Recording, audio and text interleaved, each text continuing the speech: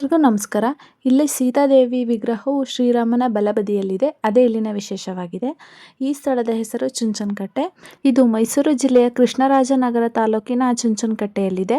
ಇದು ಒಂದು ಪ್ರವಾಸಿಗರ ತಾಣವಾಗಿದೆ. ಇಲ್ಲಿ ಕರ್ನಾಟಕ ರಾಜ್ಯದ ಜೀವನಾಡಿಯಾದ ಕಾವೇರಿ ನದಿಯು ಇಲ್ಲಿ ಸುಮಾರು 65 ಅಡಿಗಳ ಎತ್ತರದಿಂದ ಭೋರ್ಗರೆಯುತ್ತಾ ಧುಮುಕಿ ಮೋಹಕ ಜಲಪಾತವನ್ನು ಸೃಷ್ಟಿಸುತ್ತಿದೆ. ಇಲ್ಲಿ ಶ್ರೀರಾಮನು ತನ್ನ ವನವಾಸ ಕಾಲದಲ್ಲಿ ಸೀತಾದೇವಿಯೊಡನೆ ಇಲ್ಲಿಗೆ ಬಂದಿದ್ದರೆಂದು ಇತಿಹಾಸವಿದೆ. ಇಲ್ಲಿ ಕೋದಂಡರಾಮನ ದೇವಾಲಯವಿದೆ. ಇಲ್ಲಿನ ವಿಶೇಷವಾಗಿದೆ.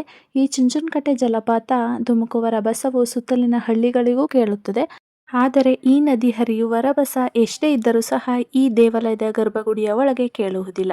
ಇದಕ್ಕೆ ಕಾರಣ ಹಿಂದೆ ಸೀತಾರಾಮ ಕಾಲ ಕಳೆಯುತ್ತಿದ್ದ ಸಂದರ್ಭದಲ್ಲಿ ಸೀತೆ ವಿಶ್ರಾಂತಿ ಪಡೆಯುತ್ತಿದ್ದ ವೇಳೆಯಲ್ಲಿ ಸೀತೆಗೆ ತೊಂದರೆಯಾಗಬಾರದೆಂದು ರಾಮನು ಕಾವೇರಿ ಹರಿಯುವ ಹಾದಿಗೆ ಅಡ್ಡಲಾಗಿ ಬಾಣ ಬಿಟ್ಟು ನೀನು ಹರಿಯುವ ಸದ್ದು ನನ್ನ ಸೀತೆ ಇರುವಲ್ಲಿಗೆ ಕೇಳಬಾರದೆಂದು ಆಜ್ಞೆ ಮಾಡುತ್ತಾನೆ ಎಂದು ಹೇಳಲಾಗುತ್ತದೆ. ಆಗಿನಿಂದ ಕಾವೇರಿ ನದಿ ಹರಿಯುವ ಶಬ್ದ ಕೋದಂಡರಾಮ ದೇವಾಲಯದ ಒಳಭಾಗಕ್ಕೆ ಕೇಳುವುದಿಲ್ಲ. ಹಾಗೆ ಇನ್ನೊಂದು ವಿಶೇಷವಿದೆ. ಇಲ್ಲಿನ ಜಲಪಾತದ ಒಂದು ಭಾಗದಲ್ಲಿ ಹಳದಿ ಬಣ್ಣದ ನೀರು ಹರಿಯುತ್ತದೆ. ಸೀತಾರಾಮರ ವನವಾಸದ ಸಂದರ್ಭದಲ್ಲಿ ಸೀತೆಯು ಜಳಕ ಮಾಡುವಾಗ ಅವರು ಬಳಸಿದ ಅರಿಶಿನ ಸೀಗೆಕಾಯಿ ಬಣ್ಣ ಎಂದು ಹೇಳಲಾಗುತ್ತದೆ.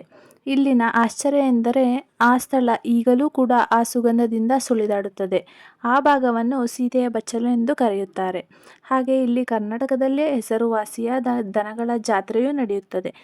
ಜನವರಿ ತಿಂಗಳಲ್ಲಿ ನಡೆದು ಮಕರ ಸಂಕ್ರಾಂತಿಯ ಹಿಂದಿನ ದಿನ ಶ್ರೀ ಕೋದಂಡರಾಮ ದೇವರ ರಥೋತ್ಸವ ನಡೆಯುತ್ತದೆ. ಹಾಗೆ ಇಲ್ಲಿ ಆಂಜನೇಯನ ಪ್ರತಿಮೆಯೂ ಕೂಡ ಇದೆ.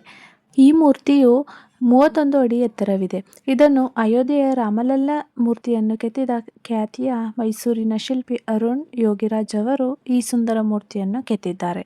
ಹಾಗೆ ಈ ಸ್ಥಳಕ್ಕೆ ಚುಂಚನಕಟ್ಟೆ ಎಂದು ಹೆಸರು ಬರಲು ಒಂದು ಕಾರಣವಿದೆ. ಹಿಂದೆ ರಾಮಾಯಣದ ಕಾಲದಲ್ಲಿ ರಾಮ, ಸೀತೆ, ಲಕ್ಷ್ಮಣರು ಇದ್ದ ಸಮಯದಲ್ಲಿ ಚುಂಚಿ ಅಂತ ರಾಕ್ಷಸರು ಇರ್ತಾರೆ. ಅವರು ಅಲ್ಲಿನ ಜನಗಳಿಗೆ ಹಿಂಸೆ ಕೊಡ್ತಿರ್ತಾರೆ. ಅದಕ್ಕಾಗಿ ರಾಮ ಅವರ ವಧೆ ಮಾಡ್ತಾರೆ. ನಮ್ಮ ಹೆಸರು ಇಲ್ಲಿಗೆ ಕೊನೆಯಾಗುತ್ತದೆ ಎಂದು ದುಃಖಿತರಾದಾಗ ರಾಮನು ಈ ಸ್ಥಳಕ್ಕೆ ಚುಂಚನಕಟ್ಟೆ ಎಂದು ಹೆಸರಿಡ್ತಾರೆ ಎಂದು ಇಲ್ಲಿನ ಸ್ಥಳೀಯರು ಹೇಳ್ತಾರೆ. ಹಾಗೆ ಇಲ್ಲಿ ಮಕ್ಕಳು ಆಟ ಆಡಲು ಉದ್ಯಾನವನ ಕೂಡ ಇದೆ. ಈ ಸ್ಥಳ ನೋಡಲು ತುಂಬ ರಮಣೀಯವಾಗಿದೆ. ಹಾಗೆ ಮನಸ್ಸಿಗೆ ನೆಮ್ಮದಿ ಕೂಡ ತರುತ್ತದೆ. ಪದೇ ಭೇಟಿ ಕೊಡಿ ಇಲ್ಲಿಗೆ.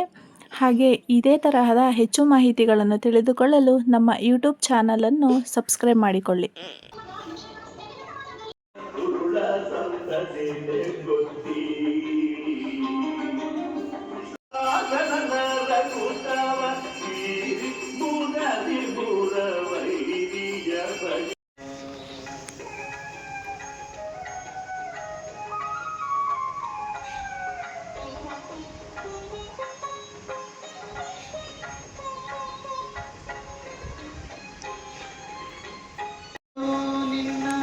ಅದರಿಗೆ ಬಿದ್ದೆಯೂ ಇಲ್ಲದ ಬಾಲಕನೋ ಕಾಯಲು